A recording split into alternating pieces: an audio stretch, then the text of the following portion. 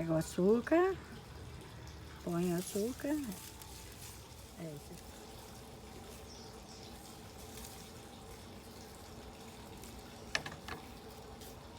Um pouquinho de cravo.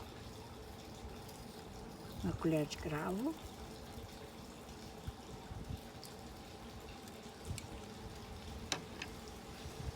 Canela em pó. Ixi.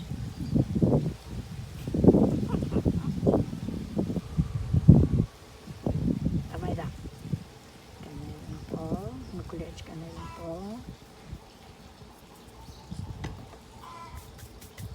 Pôr pra assar. Colocar no forno a 180 graus de 30 a 40 minutos.